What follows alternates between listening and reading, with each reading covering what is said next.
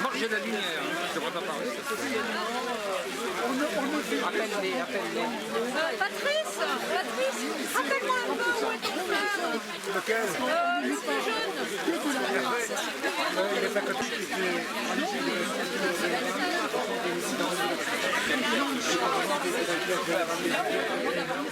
Donc en 2019, son anniversaire et notre anniversaire de mariage que nous avions célébré ici en 99, tout ceci faisait une sorte de chiffre magique, 150 ans. 150 ans. Ça n'arrive qu'une seule fois dans une vie. C'est quand même très bien. C'est déjà pas mal. C'est quand même très bien de provoquer ceci. Très modeste. Des emblèmes. Très belle fête. Pour une petite raison. Son anniversaire, notre anniversaire de mariage. Nous avons décidé d'organiser ceci il y a plusieurs mois.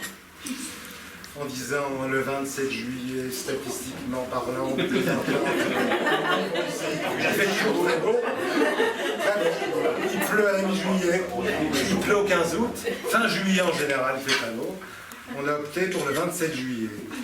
C'est bien vu. Très bon choix. Mauvaise pioche. Très bon choix. Mauvaise pioche. Mauvaise pioche. Mais comme je fais du bateau, et je ne suis pas le seul ici à faire du bateau, depuis quelques jours, on a consulté les météos. Météo France, Marine, Météo Consulte. On s'est rendu compte depuis plusieurs jours, 3 jours, que ça s'aggravait complètement. Le stress a augmenté. Complètement. Et les avis météo étaient complètement cohérents, disant aggravation, averse midi le samedi, averse l'après-midi, averse en début de soirée, averse dans la nuit. Là, ça s'est arrêté, j'ai l'impression. On a attendu. Et hier, en parlant avec mes frères et sœurs, avec Elena, on s'est dit, bon, il nous faut impérativement un plan B, parce qu'on ne va jamais tenir à 45 ici toute une soirée. Il faut mettre les jeunes sous la tente. Donc Elena est partie sur Internet, et après avoir contacté des professionnels arnaqueurs, on s'est dit qu'on aurait mieux fait à savoir de louer une salle et d'inviter tout le monde au restaurant pour la location de tentes en passant par les professionnels. Heureux de réunir aujourd'hui la famille française, les amis français, parce qu'avec les amis, la famille autrichienne, on a fêté début avril en Italie, sur les lacs de Garde, dans la pluie.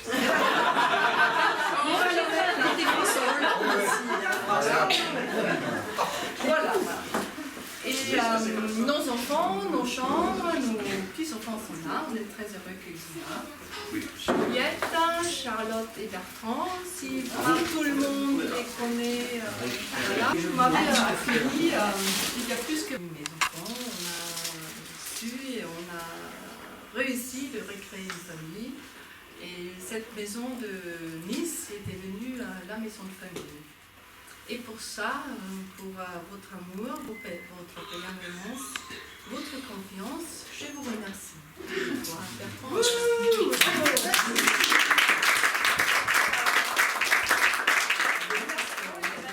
Avec nous à Nice, ils sont restés à Paris, où on a aussi passé quelques années ensemble très très heureux.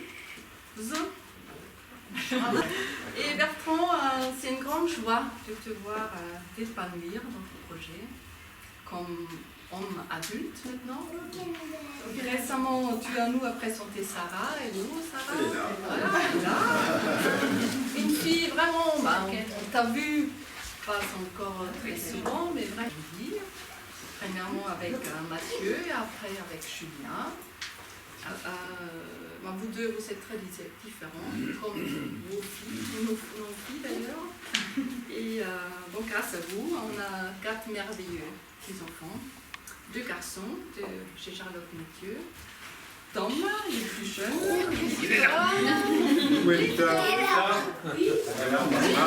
Parle-toi.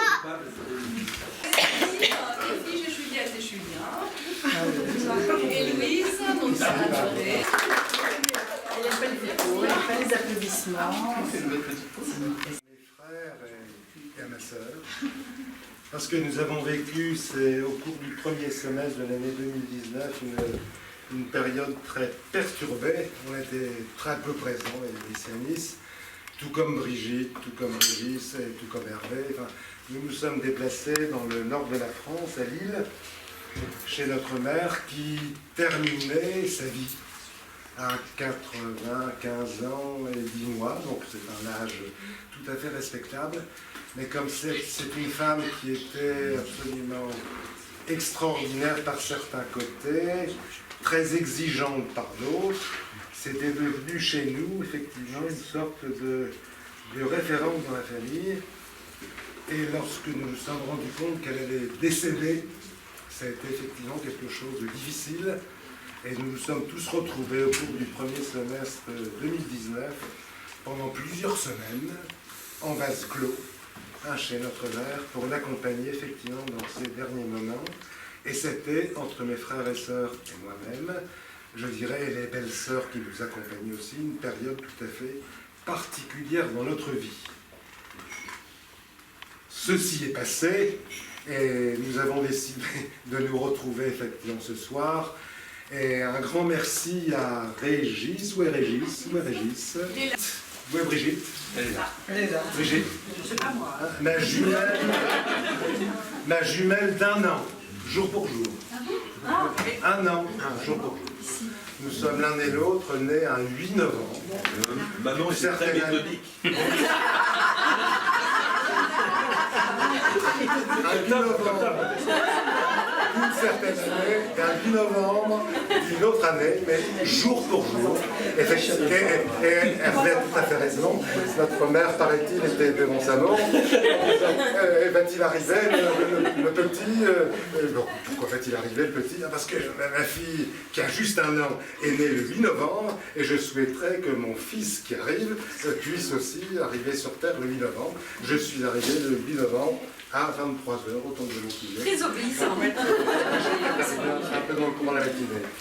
Brigitte, qui assure le lien dans la famille et qui était incroyablement présente ces dernières années auprès de notre mère dans des conditions absolument admirables. Et c'est elle, j'espère ce soir, que nous pourrons tout à fait en profiter, qui nous a concocté une playlist des tubes multigénérationnels.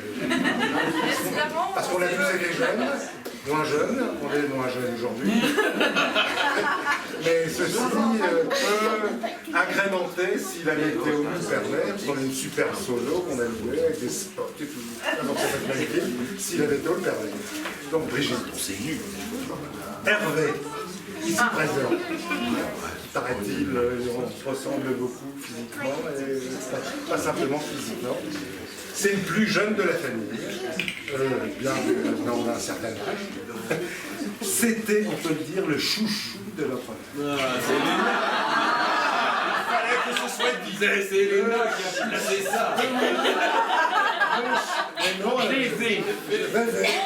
Justifié. Ça, c'était le petit dernier d'une famille de 6. Et le petit dernier qui s'est retrouvé aussi un seul, sans père très jeune, parce qu'on a eu le malheur de perdre notre père lorsque lui avait 51 ans. Donc c'est pas difficile à vivre. Et c'est très difficile à vivre. Il est resté auprès de notre mère pendant un certain temps, lui permettant aussi d'assumer ce veuvage qui est un veuvage très difficile. Et ensuite, heureusement, qu'Hervé a pris la décision de partir faire ses études sur Paris, mais néanmoins, c'est resté le chouchou de notre mère. Normal. Alors, une caractéristique d'Hervé, vous allez peut-être l'entendre au cours des conversations ce soir, Hervé, il excelle dans tout. Normal. Avec un sens de la perfection. Le montage de tente. Qu'il adore faire partager tout en se félicitant lui-même et en disant « Regardez-moi encore ce sans faute que réalisé aujourd'hui dans les minutes qui viennent de se terminer. » On l'a encore vu aujourd'hui, c'était superbe. Pour le montage de la tente, mais Hervé, c'était un sans faute. Sans faute.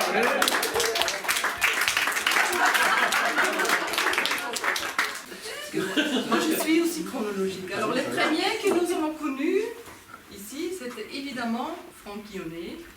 Et avec sa femme Joëlle, ils sont devenus de très très bons amis. Mais malheureusement, ils ne sont pas là ce soir. Qu'est-ce qu'il y a ? Je vais faire une petite interruption. Jean-Pierre. Jean-Pierre, ici présent, dans son fauteuil. Et Martine, sa femme, ici. De très grands amis du nord de la France. Ils se sont déplacés du nord pour être présents ce soir. Jean-Pierre fait partie de ma vie depuis que j'ai l'âge de la mémoire. C'est extraordinaire. Ah oui, oui. C'est depuis 4-5 ans, j'ai toujours connu Jean-Pierre. On a une petite différence d'âge qui depuis très longtemps. Jean-Pierre a toujours fait partie de ma vie, tout le temps. Et c'est un homme absolument extraordinaire dans les bons comme dans les mauvais moments. Parce que dans une vie, on a forcément des bons moments et des mauvais moments. Et Jean-Pierre a toujours été un ami d'un conseil, d'un secours, et je dirais d'une fidélité absolument remarquable. Remarquable. Et entre sa famille et notre famille, c'est aussi une autre caractéristique, nous en sommes à la 3e génération d'amitié. Nos grands-pères étaient amis, nos pères étaient amis. Entre ton père et mon père, c'était les 2 meilleurs amis au monde.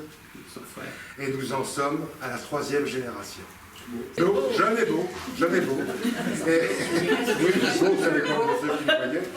Et Daniel, j'ai fait sa connaissance lorsqu'on était en première année de Sciences Po. On était d'univers très différents, de régions très différentes. Nous avons sympathisé tout de suite, c'est ça la communauté d'esprit lorsqu'on fait des études. On a fait les mêmes études, pendant 3 ans à Sciences Po Lyon. Moi j'avais eu la chance, par relation, de trouver un poste de pion et de prof pour financer mes études dans une école normale. Il existait encore à cette époque des écoles normales, pour préparer de jeunes élèves en seconde, première et terminale au métier d'instituteur. Et moi j'avais trouvé un poste de pion dans une école normale à Lyon, qui était très connue. Et j'ai fait rentrer un Daniel qui, tout comme moi, cherchait aussi à financer ses études dès la 2e année. Donc, en plus des études que nous avons effectuées ensemble, on s'est partagé les tours de surveillance, parce que nous étions maîtres d'internat, pion et prof pour certaines matières, pendant 2 ans ensemble.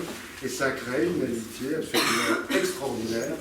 Et lorsque nous avons quitté l'un et l'autre Sciences Po, Lyon, on s'est revus presque tous les ans.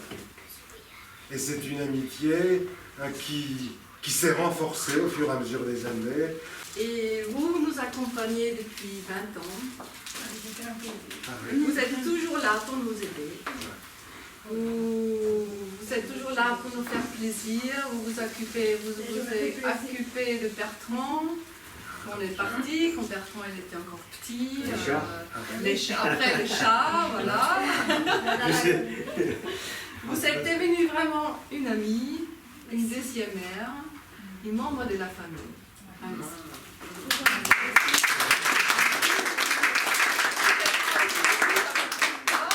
Femme Karine et Marie à Victor, ils connaissent la propriété depuis, je crois, plus de 50 ans. Depuis 71. Ouais. 60. Ouais. Ils ont habité là en bas, la Presque 50 ans. Ouais. Et on a eu la chance de vous connaître. Et avant de vivre à Nice, nous avons fait des travaux pour restructurer la maison. Alors il faudrait un architecte. Et par chance, nous avons choisi notre très cher Robert, Ici présent, qui filme. Voilà. Devenu vraiment un grand ami, un compagnon de voyage, de bateau, du ski. On était en Norvège ensemble. Et avec toi, Robert, et avec toi, chère Laurence, voilà, la carrière. Vraiment, vous êtes nos meilleurs amis de Nice. Nous avons fait beaucoup de choses ensemble. Voyage, théâtre, j'ai toutes sorties. Toujours très très sympa. On était aussi ensemble en Irlande, avec Ariane, notre fille aussi. Et grâce à l'insistance de Patrice, on a visité le port de Dublin. Grand événement, il n'a plus comme aujourd'hui. Voilà, il n'avait rien à voir, mais Patrice voulait voir le port, alors ça reste entre nous private joke. Voilà. Aussi, quelques-uns sont devenus des très bons amis. Myriam et Dominique. Difficile de trouver un Corse plus passionné de son île. Qui a presque qui a décalé Un grand merci, mon cher. une semaine. C'est vraiment une très belle personnalité. Chez vous, Non, j'écoute. chez vous, nous passons vraiment Je me toujours concentre. des déjeuners très agréables, avec des thèmes de discussion, hein, toujours intéressants, enrichissants, éclectiques. Et Sylvie, voilà, la grande sportive de la bande, qui organise souvent des expositions sportives. J'avoue, mon sens sportif n'est pas encore assez développé pour participer, mais ça viendra.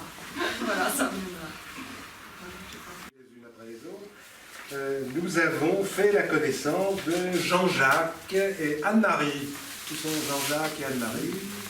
Et les premières fois que nous vous avons rencontrés, grâce à Adrien et Dominique, avec Elena, nous nous sommes dit, et on s'est rendu compte, en discutant au fur et à mesure qu'on apprenait à se connaître, qu'avec Jean-Jacques, on aurait pu se connaître à Paris en 68, 69, lorsque l'un et l'autre, on faisait notre droit à Nanterre. Incroyable, enfin, c'est... Tout de suite à Nanterre, dans un coin, un clan de gauchistes à Londres.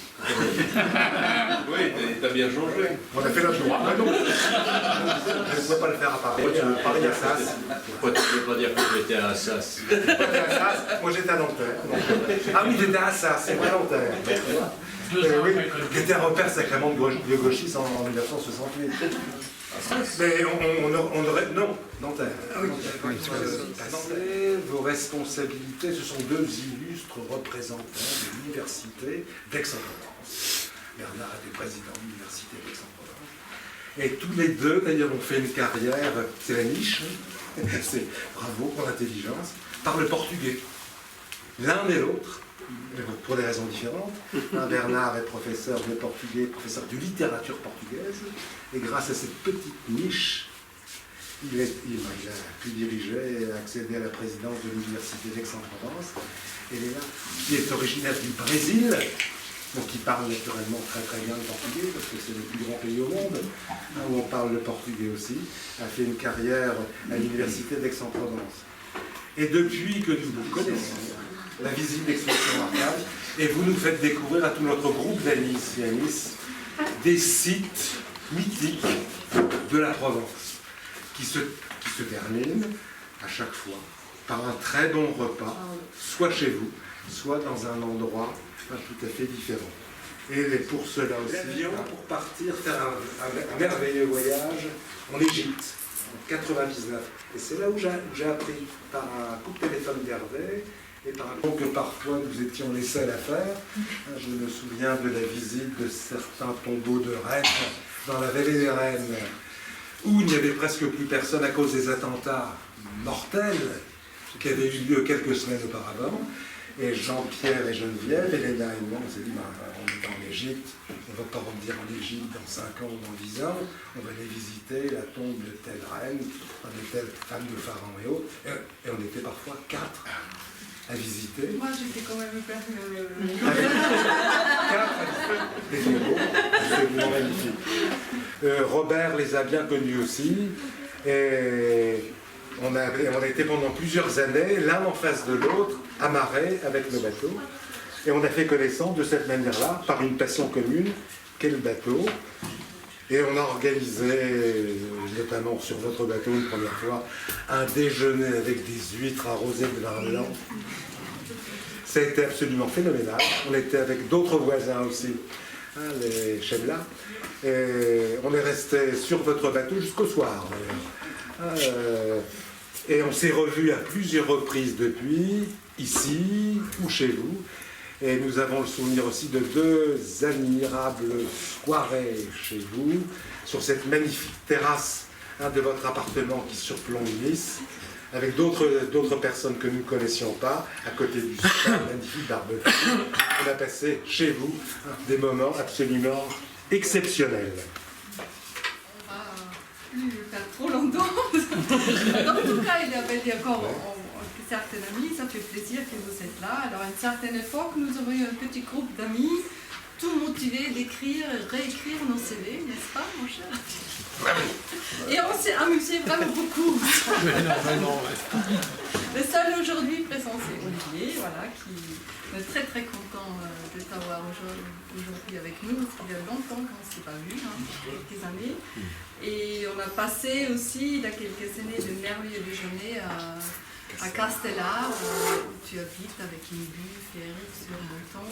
Là, c'est rien contre ta vue que toi tu as. Vous avez l'impression qu'on passe beaucoup de déjeuners avec des amis, c'est vrai. Et nous n'avons pas beaucoup de relations avec nos voisins. Je ne sais pas si c'est typiquement niçois ou non. Mais nous avons... Et on a cherché à la voir. Ouais. Et on a trouvé notre infirmière préférée. Passionnée par son élevage de poules, d'une beauté exceptionnelle. Après nous montre des photos, vraiment vous avez jamais vu ça. Nous ne les voyons pas. Champ de coq, la colline a préservé son aspect campagne. Effectivement, c'est ce que l'on entend de temps en temps. Vraiment pas de l'école primaire de Leuilly. Donc ça commence à faire un certain temps. Et qui restait un très très grand ami de Bertrand, qui est devenu pour nous une sorte de fils. On le connaît depuis pas très longtemps. Une sorte de fils. Ses parents sont devenus des amis. Et Pierre Grégoire a dit à ses parents, papa et maman, j'ai trouvé quelqu'un qui continue en mathématiques que moi. Donc ça crée des liens. Je dirais une relation d'amitié assez exceptionnelle, originale. Ça a changé quand même. Et on a vu Pierre Grégoire ici, qu'on appelle PG dans le groupe, à de multiples reprises depuis des années. On l'a vu aussi sortir avec Laura. On a été invités au mariage de PG de Laura. C'est très beau d'ailleurs, des amis de nos enfants qui nous invitent à leur mariage. On a été très heureux d'être présents à votre mariage. Laura et PG, qui malheureusement ne peut pas être présent ce soir, par retenu pour des obligations professionnelles. Le dernier couple, un d'amis de Bertrand, c'est Romain. Où est Romain? Ah ben je suis encore ici. Ami de collège, ami de lycée. On t'a emmené au sport d'hiver, c'est tout comme PG. On t'a emmené au sport d'hiver, donc c'est comme ça on a fait ta connaissance beaucoup plus de manière importante. Parce que quand on passe une semaine ensemble dans un petit local, on va balayer tout à fait toutes les personnes qui sont ici. Et c'est très bien, comme ça vous pouvez aussi mieux discuter quand vous allez vous retrouver les uns devant les autres. Et vous savez aussi les liens qui nous unissent à vous. C'est très important. Donc je terminerai par une phrase que je trouve vraie ou pas vraie, mais qui est quand même très connue, de Victor Hugo, et j'espère qu'il a raison, quand il disait « Les plus belles années d'une vie sont celles que l'on n'a pas encore vécues ». Et c'est vrai. J'espère que c'est vrai. Mais je trouve ça très beau, et de la part de Victor Hugo, qui a quand même été une sacrée personnalité sur le plan de ses talents d'écrivain et sur les plans de sa personnalité d'homme politique, je pense qu'il a raison. Donc on a raison de croire en cette phrase. Le buffet est maintenant ouvert. Qui est en train de Tout à fait. Non, ce sera court. Ça sera court. 3 minutes au ballon. Happy birthday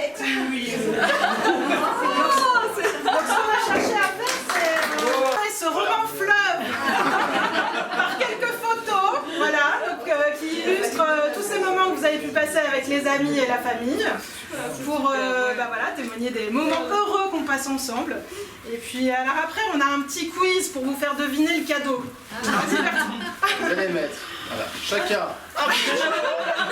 Alors, la couleur, ça va?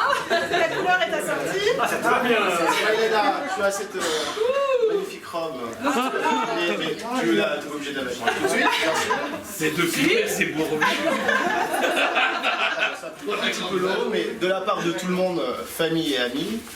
Donc là, un bon. on te laisse lire, papa. Ah, Oh là là. c'est superbe. Voilà. Vietnam ou ailleurs, tous les amis et la famille. Un grand merci. Un grand merci à vous. Un grand merci.